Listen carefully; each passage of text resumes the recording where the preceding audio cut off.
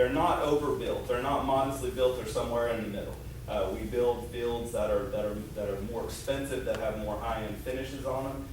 These fields are built, I think, to an adequate level of engineering. We have windscreens, we have top rails, we have the things that people expect in modern baseball facilities.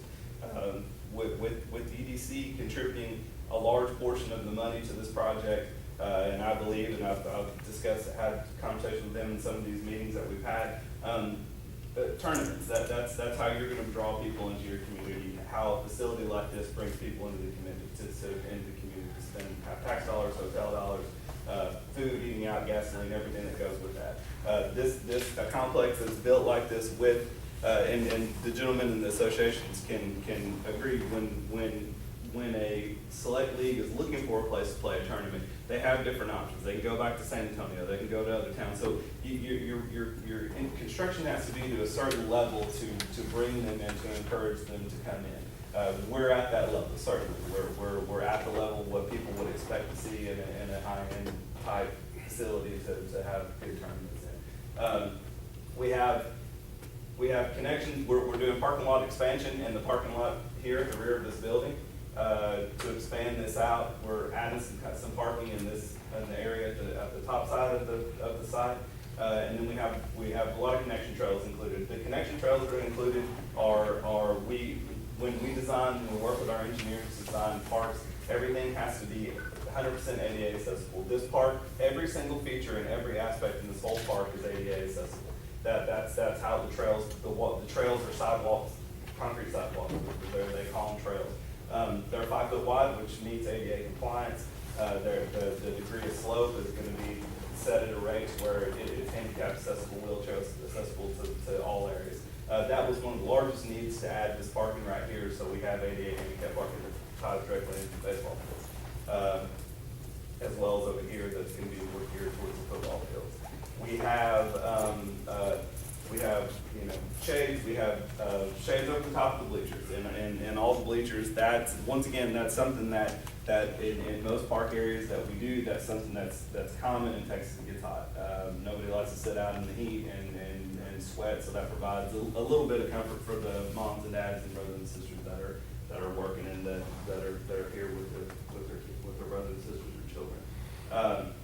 We have an entry area, which you can see in the picture. I covered it up. The entry area, what we tried to go for in designing the entry area is we tried our best to draw from the themes of the mission area, of the different things that are here in Floresville and San Antonio, the convention center, to kind of tie a common theme, and we believe that it's important to make this, the tree obviously is the centerpiece of the whole park area, and this helps to make it, I think, uniquely Floresville. We're going to try and put as much of the community into the aesthetics of the park as we can.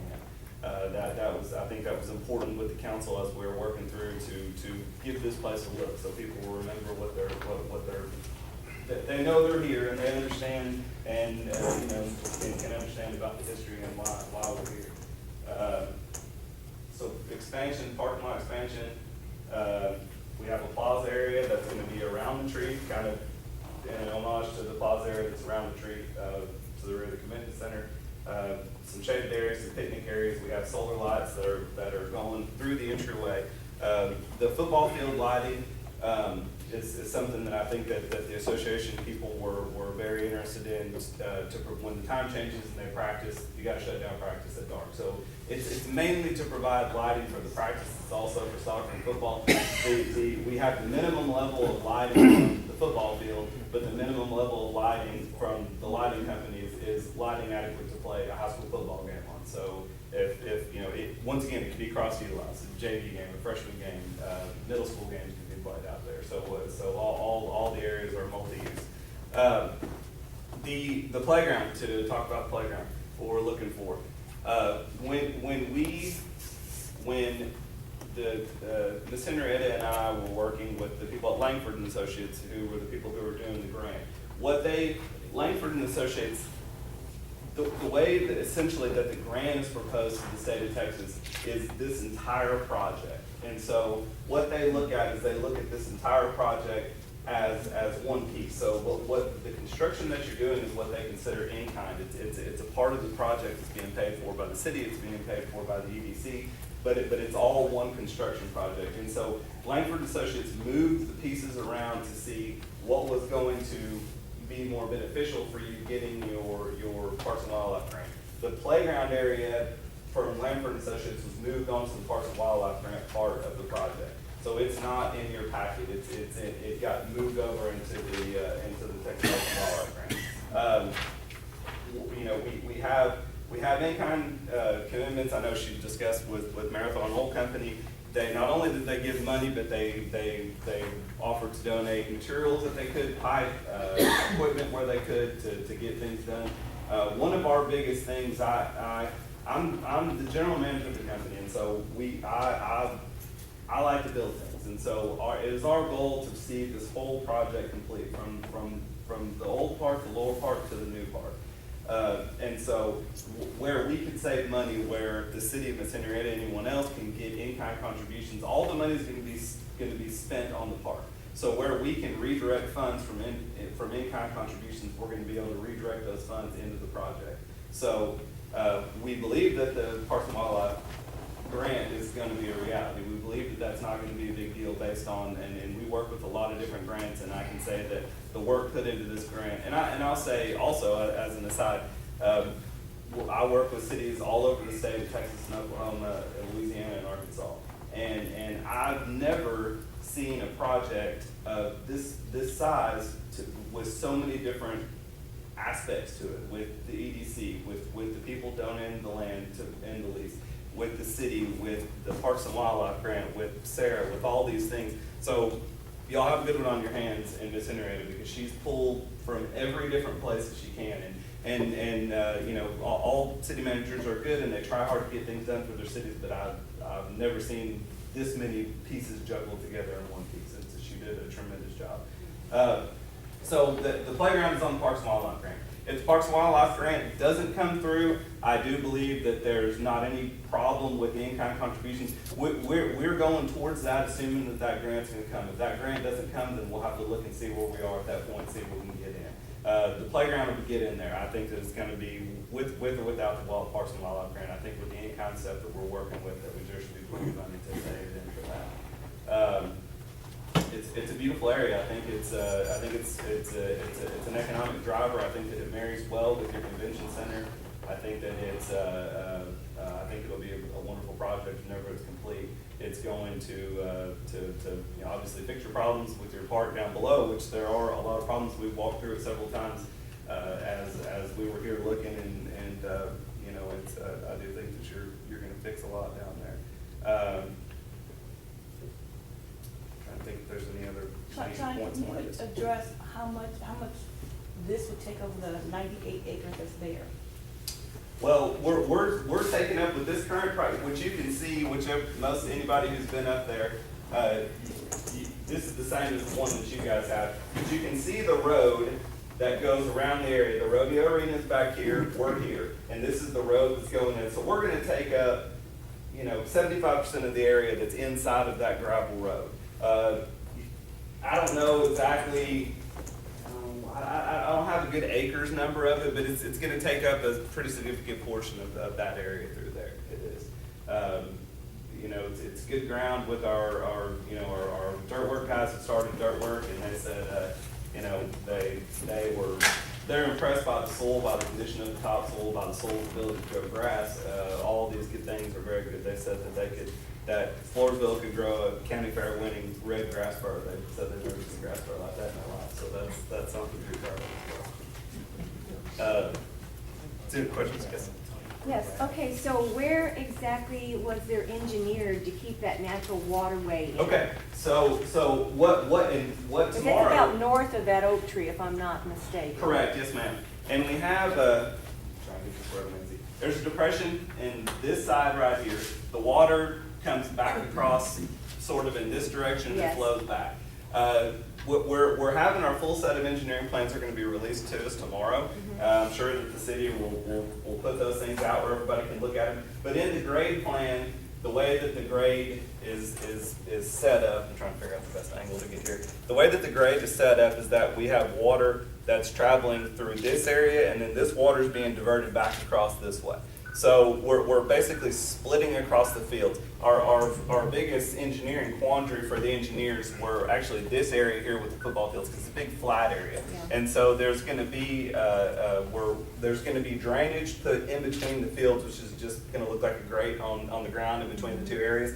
And we're going to capture that water and we're going to put it out on this side. The good thing about this plan is that this area down here can all be drained, and we all know it's going to get to the river. So we don't have to worry about how we're going to hit a waterway. We just have to get it around the stuff that we build and get it to the river. So I think the grading plan is very adequate to get that accomplished. Yes, sir. Now, with that, what are they gonna do at the river to keep eroding up this way? They're gonna bulkhead it, or they're gonna get some kind of agreement with San Antonio River Authority? Because you send more water there with what you already got, this is gonna continue to eat that corner out. It is, and we're not going to increase the amount of water flow. It's still going to get down there the same way. It's just going to be diverted up on the top, basically. So once it gets past the fields, it's going to find its own way of least push to get into the field. So the drainage down below us, I don't think is going to change too terribly much. The stuff that we're working on, like what Ms. Henrietta was saying, in the plan with the Parks and Wildlife grant, which focuses mostly on the lower park, the older park area, all the fields on the bottom side of the park are all going to have to be done away with. They're going to dig out the soil, they're going to dig out the clay, we're going to go back in there with soil and plant grass and plant trees. There's really nothing else you can do there. The top, which here we are in what we call the lower park in the existing park. This field right here, this field right here was considered to be in good enough condition to stay. So that field's going to stay. So assuming and hoping and I believe in a good place that the whole project gets done, one field, you're going to have the 4 fields up top and you're going to have 1 field down below. Now that goes into the conversation. It's the other field. Was it the other field? Okay, it's the one that on the wasn't right. hashed off? Okay, all right, I got turned around. So the field, yeah, that's right. The field is gonna stay. It's gonna be redone. It's gonna be brought up to look like the other fields. There's gonna be new clay brought in and everything's gonna be done on it properly. But that's gonna give you 5 fields. One of the big parts, like what you said, we're connecting with the road, we're connecting with the walkway to connect the 2 parts. You want to have a good balance of things up above in the new and down below in the old. That way the old is not just forgotten about. We want to revitalize that and use that for things as well. What she was alluding to in the kids not being able to get out and play catch is that we're going to leave a lot of that as open space. So just open play where people can set up, they can practice, they can play catch, they can do things like that. The only thing I left off of the top project is a new batting cage area, which is up on the top of the baseball fields right there. Whenever I'll run through. Questions? Yes. Yes, okay, I noticed in your pictures that you had 1 concession stand which was up by the baseball field. Yes. There was no concession stands over there by the football / soccer fields. What is the yardage for the people to go there? Is that gonna be convenient? And let me put say one more thing. Absolutely. What we have, or what we've been doing around here as sports entities, is we have seasons and they overlap. So you're going to have 2 or 3 entities, maybe at the same time, needing to use concession stand.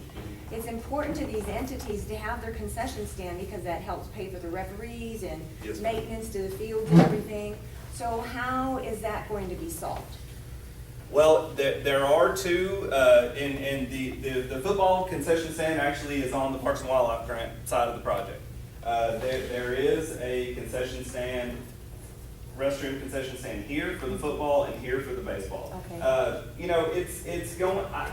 It's not too much of a stretch for the people at the football if that concession stand wasn't there to use the large concession stand. That's why we're trying to provide access from both the side and from the top side. Well, of the it's side. not so much as for the people to walk over there to get their beverages. What it is that both entities need to Right, to sell use it at the to same make time. money for their, If we get both, both concession stands in the area, then there won't be a concern with that. If there is, if there's one concession stand in there, I mean, that's just a logistical thing that will have to be worked out between the associations. It could be split. It's a large concession stand. It's a good sized restroom concession stand. I mean, me personally, if I was troubleshooting it, I would say split the thing in half and have football on one side and baseball or whatever games are crossing over, if it's soccer and football, and then you can have them line up there and buy from the proper areas. And how many toilets do you have? There are 4 female toilets, 4 toilets on the female side. There are 2 urinals and 2 toilets on the male side. It's 4 on either is what the total toilet number is. How do you come up? 90% sure. How do you come up with the figures of maintenance on this? After construction, in most of our experiences, a lot of times what's very common is that in what she was talking about, the associations will provide money to the city to manage the facility, basically. In most cases, when we build large baseball complexes, they'll contract out a lawn service basically to maintain the area. Weekly mowing or however it goes, or if the association wants to do some themselves, to contract it out for the bulk of the use and then do some of the detail work in there. Just in that's region specific, what would it cost basically to get a lawn contract on the facility to mow? In a lot of the areas, your infields aren't they grow slow. It's gonna be, with the type of grass that's gonna be there, it's gonna grow slow. Most of your maintenance is gonna be mowing your common areas. The field maintenance is a little more detailed work, which a lot of times, in a lot of experiences that we have, the associations will, like I said, they'll either contract it out or they'll take and pull their money and buy the equipment to do it themselves, and they'll do it throughout the season to try and save money on that. The investment in equipment is a little more upfront, but then they have and maintain the equipment themselves. I know we've talked about it, and that could be for anything. I think we can work with Fury and other departments of softball and throw a tournament. And I know Robert probably definitely in for it. It's all profit go towards the city for maintenance. For maintenance. And help pay for this as a league, as select ball, both, it's organizations. And I know, I'm pretty sure the baseball select leagues would be theirs too. I know we didn't talk too much about it. I think Robert's got 3 teams. We got West County Rebels, got a team for softball. Diamond, what is that one? Diamond Crushers. And they got 3 or 4 teams. And then we have another one, Bucks. So we have several teams that can also. The battalions?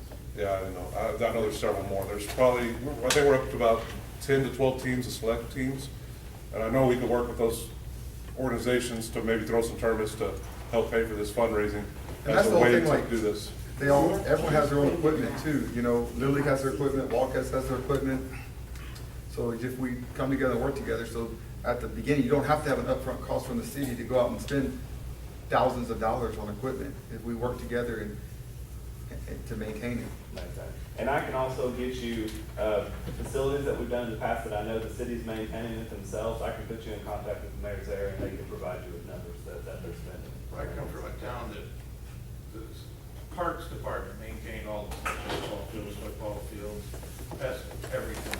What type of warranty are you giving us on the grass in the first year? Are you gonna do a maintenance warranty on the sod, dead sod? Yeah, we will. We have a 1-year maintenance warranty on all the grass and all the sod and everything, the sod and hydro mulch and everything like that. So we're gonna have one full growing season warranty basically on that to come back and repair areas that don't catch. Inevitably, some will die and some will not catch. With your soil, you guys are more familiar with it than I am. Growing grass is not a problem. We build parks in some places that are terrible to build grass, and the warranty issues are big. I don't think we're gonna have a lot of issues growing grass, especially with a little irrigation on there. We'll have grass jumping out of there. So that only fixed, you're gonna have a 1-year, 5-year, or you're gonna have? Yes, sir. Some of the actual things that we're gonna put in there, like shades and things, they'll have a specific warranty to them. On all of our stuff, all of our construction stuff we build will be a 5-year warranty on our stuff, and then other things have extended beyond that as available. And when we complete construction on everything, we'll give you all the warranty stuff for you to be able to keep up with, or you just call, I'll have copies of it, you can always just call us and we can come out and get the right people involved in the warranty, whether it's me or whether it's the company that makes it. Do you guys come out and visit once the quarter? We come out and visit, yes, sir, absolutely, we do. We come out and tighten up, especially on things like playground shades, things like that, we come out, say 2 to 4 times a year, we'll come out, tighten up, check to make sure everything's operating properly, yes, sir. And of course, if anything ever comes up, we call them, we're here. I have some people that work for us that are in San Antonio, and so they're a close shoot away from something. Can you said the lighting of the one football field, how many baseball fields do you have? All of them, baseball yes, sir, fields? yes, sir. Are you gonna use any of the used stuff? If possible, we'll look at that, and I know Musco is one of the lighting contractors who did the lighting, and most of the lighting in your other fields, they're gonna look at that lighting and see if we can use any of the fixtures. They said that the main things that can be reused are the heads themselves, yes, sir. And, so we're gonna look at that and see. And once again, if we can reuse some of those fixtures, I think from my conversations I've had with them, I think if any reuse can be available, we can take some baseball lights and use them on football fields. And so if we can, then we're gonna save that money and it's gonna go back to the project. Okay, now, we're gonna keep one baseball field down there, and that's probably the little field, but it's not hashed out. Yes, sir, that's correct. I understand that Which bath is like about a there 220, I think. is terrible. I understand the men's bath is real bad, so I use. Yes, sir. Are we gonna try to keep any of that for we have a park restroom down there, or remodel, or? The The urinal needs to be fixed, I understand. The bathroom's yeah, there's some terrible, things not that need to arguing. be fixed in there, and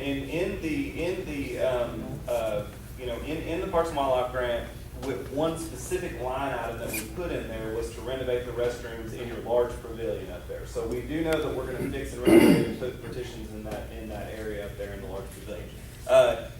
It's open-ended what we're gonna do with what you guys wanna do with all the stuff down there. So that we have, the county donated the money, donated the workmanship for the demolition, and so whenever that time comes, we figure out what all needs to be demoed. So, I mean, I think that's a decision that can be made in regards to that Parks and Wildlife grant, because whenever it's time to demo it, we're either gonna demo a little bit of it and try and save what we can, or we're just gonna lay the bulldozer to everything. And that's the city's decision when that time comes. I think it can be fixed. I mean, in my personal opinion, I haven't spent a whole lot of time there, but I think for lighter use, if you just have one baseball field down there, basically park areas in there, one of the things, I had one of my contractors come down with me earlier in the summer and look at it and think about taking the top part off of it and just putting a regular traditional roof on it and leaving it as a restroom. So, that there are some options we can look at. Restroom and storeroom, leave some of that for. Yes, sir, for storage up there in the front. Out of that splash pad playground, Yes, that's sir. coming from the grant. Yes. When will we have a cost on the splash pad and all that? I can get you budgets on all that stuff. We've done budgets, for the Parks and Wildlife grant, I had to do a full budget on that part too, so I can make sure that you guys get a copy of that as well. The main things, which the main amenities basically that are being added into the splash pad area, which is essentially an extension of the pool. The splash pad area is gonna be in the front area. There's kind of some crepe myrtles and oleanders around this area that kind of make a natural barricade right there. The splash pad is proposed to be in that area to where when they come in and pay to access the pool, we're gonna provide them access back to the splash pad. So it's gonna continue to be a pay-for-use area. There's some shaded areas in there and a large splash pad. So is that gonna be recycled water, or is that gonna be once in, goes out? Right now, it's proposed as, to waste, water to waste, yeah. Yeah, which is not recycled water, but we can look at, those are options that whenever that thing gets there. Right now, it's proposed, basically, the recycling water systems, they add cost to the thing, so if you put that in there, it shrinks the splash pad size. Splash pads are one thing that we've been putting in a lot of cities lately, and a lot of cities are filling up swimming pools, which y'all have a good swimming pool. A lot of cities that have old, antiquated swimming pools are filling them up and will build splash pads on top of them. There's no lifeguards, there's very little, if any, chemical cost, and the level of activity is really high on it. So people do appreciate it, especially in hot Texas, but it's a pretty easy So, the connection, which you can see better on this part, the connection between the parks comes off of the end of the trail that terminates below the playground right now. That trail then comes and continues back up into the park. So it's a continuous walk all the way from one side to the other. This is a road that's going to connect the two areas together. The idea right now, I think, is just for it to be mainly for service use for city maintenance vehicles to get from one side to the other. But it could be, it's going to be it's going to be a base gravel road that will be adequate for traffic to be on. It's a 24-foot wide road, which is enough to handle two-way traffic. The things that we're doing that we propose, a lot of the things that are proposed in the Parks and Wildlife Grant are bringing our existing playground into ADA compliance. So we're going to extend the trails to meet into the two different play areas. We're going to put a ADA kind of a handicap-approved surface in the bottom of it and borders around it and some different things like that. It's mostly fixing up and improving on the area down there in the Parks and Wildlife. So this thing here, supposed playground up here, is this gonna be a playground, those play structures? It's going to be that thing right there. With this, well, the Lions Club thing is down here by the pool. Correct, yes, And then sir. you got a playground up here. So that's gonna be up here? Yes, sir. Not down here? No, Lions Club, we're the only thing we're gonna put, right now the proposal is to put a shade over the Lions Club playground, but they're leaving the playground as it is. Yes, sir, it's not being disturbed in the project. John, you might point out that in the wildlife grant, that the splash pads really help a lot as far as your scoring. It Because does. they're a multi-purpose. Yes. For young and old alike. And like she said, in the Parks and Wildlife Grant, there's it's based on a point system. There are things that score better than others. You basically, the city worked with a firm that writes grants, and they direct you, and they look at the survey that you have that has different things that have been requested by the citizens. And so in renovating or building a new park area, you want to make sure that you build the things that the citizens ask for, so that you get points for following the lead of the survey, basically. I came from a town that, our splash pad didn't work out. It didn't But- work well. No, too many lawsuits we had. Yeah. And so that's where I'm a little skeptical. I just gotta look at the insurance.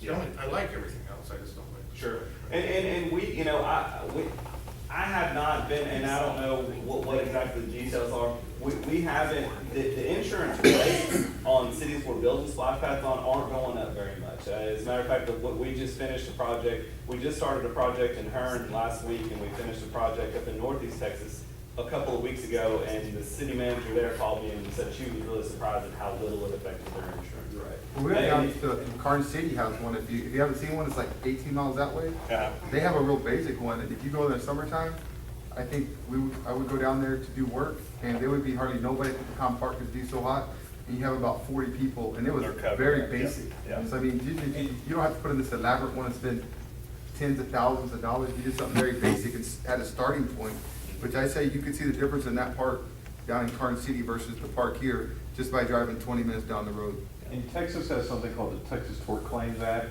that cuts off a lot of claims that you may have experienced, In Oregon. that, unless it involves an automobile and some other things like that, you can't sue a city for certain things like that. Good, 'cause that's different, because we had such a high cost of water for our parks on come in and go out versus we tried to reclaim it, that didn't work either. Yeah. Well, and the splash pad is, and one of the biggest things we're following, and it does have safety service inspected on cool, it's basically like cool deck with a safety surface on top of it. It keeps the area cool, and it also keeps kids from slipping and falling. But I guess we talk about that later. Yeah, that'll be, we'll keep our fingers crossed, but I think you're on a good place.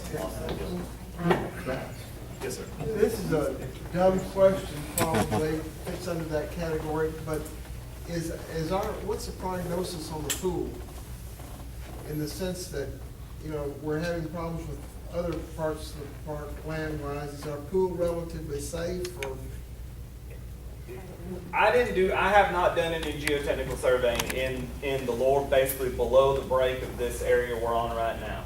I would suspect that it would be okay based on the other stuff that we've seen. I think it's high enough that I don't think that it's going to have quite the problems. And whenever, if the Parks and Wildlife grant gets approved, I'm gonna punch a hole right in the front yard of that pool. So we'll know exactly what that dirt's like there whenever we do that, because I'll do a couple of bores there, because that's a splash pad, essentially a big, huge piece of concrete. No one's ever mentioned it, and that's the reason I was curious about. I haven't heard any, I mean, that's something I We haven't haven't seen been. any washouts up in the areas I've compared never to seen down the water leak fields. that high. Well, of course, when we built the plant, there wasn't washouts. Yeah. We do the seawalls. Henrietta, do you have any other comments about the? No, just that I apologize. I can get you a copy of the application that we have, which is a little narrative and monthly information that they get a copy of that. We just hope, I'm crossing my fingers and my toes, for, hopefully to do the phase of the grant part. That would really be, phenomenal. We're not in competition with San Antonio, but we are in competition with other municipalities ourselves. And it is a effective grant, so these points are really important. But if we don't do 1 and 2, then then it's not gonna happen. The grant part can't happen because I based it all on, we're gonna do this, we're gonna do that, and then we get this. So I think it's very important, but we did do our hard work and due diligence, and everybody came by, and we had several different meetings, and they're willing to put their money where their mouth is when it comes to what they need to do for, help us maintain it. And I'm hoping that we can actually have this come to fruition. Thank you for being here. Any more questions or comments from the audience? I just want to say thank you for having this tonight. I mean, you could have went about it and not had it, but I think this is a great process for the transition so you can better understand, so. Well, I speak for myself. Yeah. But I Just wanna think say we're thank you. in general consensus that we do want what's best for our kids. We definitely don't want anybody in any danger. That has never been an issue with us. And so we just don't want to put our names onto something we don't thoroughly understand. We don't thoroughly believe that the city could pay for or maintain. So this was very informative for us, and we will go back. And of course, we're only 2 out of 6. But this gives us a lot of information that we may not have known before. And again, just wanted to emphasize that no matter what anybody has said in the last few months, our intention, or my intention, was never to stop anything, especially for the safety of our kids. I would never want to hear that one person, one child or an adult got hurt in any way, shape, or form. So this was information that we will take back, and we look forward to working on this in the future. And thank you so much for all your information. And we also have that committee, Henry, I don't know if you said if there's like 20 of us that still meet to help with, right? Yes, they haven't met since we went out and started the process, but when we start, I haven't met with the contractors yet. They just started getting set up, I think, right before Thanksgiving, so I have a meeting with Sean and the engineer on Wednesday, so I can get their engineering plans and the drainage for the phase 1. But we plan on having to have. But that committee, what it was for is, we did the FEDC, we wanted people from all the parks to be a part of it, so it's a hometown park, so they had not one person's picking out the colors. So I think like Robert, Bronson, Troy, we're all part of that committee. And so when we come pick the colors or the brick or anything like that, we work in Heartland, it comes from us as a community, not from just one entity, so. Cool. Well, one of my goals is to make sure that the community knows every step that is going on. Because a lot of people felt that they didn't quite understand the process or what was going on. They just heard about all these millions of dollars. So my goal as mayor is to keep the community informed of what steps are going and why it's going the way that it is, and make it known to everybody possible. Would it help, like, if Tommy or, I'll say the FEDC, and I can only speak for myself, but as the FEDC board, we work great together. If we got together and did like a timeline, so we could put that together, because we met once a month for so many, what special meeting we had, what surveys we send out, when we put stuff in the paper, so you could see that it wasn't just something that we just thought like out of the wind. We actually put it out to the community, we had it in the Wilson County News, we had it online, so we could put like a timeline together, and maybe work with Henrietta and the 4A, and so they can see this is all the work that's been put into it, not just by Henrietta, not just by the 4A, the 4B, the council, but this was been put in by the body as a whole. Right. Mayor? I'd like to work with that group on that. As far as bringing up people that are not informed, the meetings are public, they're posted online so you can watch the video. If they're not informed, it's because they choose not to be. Well, I really think the biggest problem we had, and then we talked, the original $10 million that was put in the newspaper. Scared the heck out of everybody who's paying for that. Now we find it's reeling down to $1 million from the city. Yeah. Everything else is money that will not affect the city. And I think it's good to know because like So, they said, it can only pay for That infrastructure. grant is nothing. But if people don't come to the meetings or watch it online, hey, Well, you can inform everyone. and then they get upset when they see little Bob on that. But news, the you know. office of mayor that I am in right now will be out and talking to anybody and everybody that I can. It will be, we'll be having monthly news releases, so that people, and again, you're not gonna get 100% of the people to listen or to pay attention. But we are going to do as much as we possibly can to keep people informed. And that would be something we can talk about, because even us, like, when I got into it, we asked questions through Heartland. You know, they're the design build through the state, so they've had the contract for what, 12 years now? And it's on a 3-year cycle. So even whenever, like I read the paper and I say, oh, this is the 10 years of Heartland, well, they're the ones that had the contract 10 years ago, and there's only one company you can go to in the state. So put that kind of stuff out there, the positive things, are like, we didn't just go pick Heartland just because they were here 10 years ago. We picked it because they're the only one to pick. And the state had how many people apply for that normally on a yearly basis in Heartland? There's not very many But people. to be that do fair, this. Yeah. you know, we actually, in fact, like somebody said, I mean, Henrietta said that this was a very well coordinated effort. And in fact, from the standpoint of information, we had several public meetings that were very well publicized, didn't have a whole lot of turnout. But we also had the surveys that went out, and we extended those so that we could get as much information as possible. And then we had several articles in the paper trying to address those concerns that I mentioned, the misinformation, the negative information, which was not true. So we did, I think, a very well, everybody getting together, coordinated effort, and very informative, really. So I don't think it's fair to say, or give the impression that there wasn't enough information out there. I kind of agree with Scott.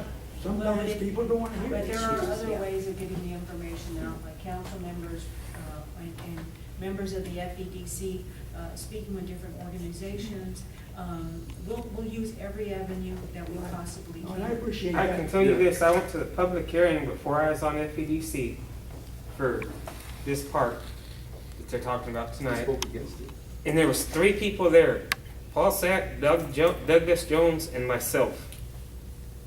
It'd been advertised, I don't know how long, and 3 of us were there. And we had several of those meetings. No, Yes, but I think there's we at can't least 2 handle of the them. past, Scott, so I think moving forward, look at how many people we Yeah. have today. This is a great step of coming together and making sure everybody's informed. So I just want to say thanks for having this tonight. And I feel the same way. I was here the last meeting, and I think the workshops, as you're doing for each of the elements that you're going to be dealing with before you get there, is a very good idea. Yeah, Appreciate great. it. Thank you very much. Appreciate that. Good job. Appreciate everybody coming out. I know especially during the month of December, it's hard to get evenings where you're not busy in some way, shape, or form. But we do have our next workshop, well, our regular scheduled meeting is for Thursday evening at 7 o'clock, and we'll be here. I mentioned this during Thursday's meeting, workshop. This is the room that we're gonna be using probably through January, and then we are going to make some other arrangements in one of the other parts of the building. But all meetings will be here until further notice. And then we have our next workshop on the 29th, 7 o'clock. 19th, I'm sorry. The 19th, I'm sorry. On the 19th, we'll be right here, and we'll be addressing the water. Water and street. Water and streets. Streets need the water. Madam Mayor, I think, I look forward to the time when it's no longer we and y'all, it's just an us. Yeah. We all pull together that we're all from Floresville, we're all from Wilson County, Yes. we're all for a common cause. and there's no more we and y'all, it's an us. That's right, amen. So, thank you guys for coming out. I hope to see you, December 19th, right here in this very same room. Don't forget it. Thank you very much. Have a good night.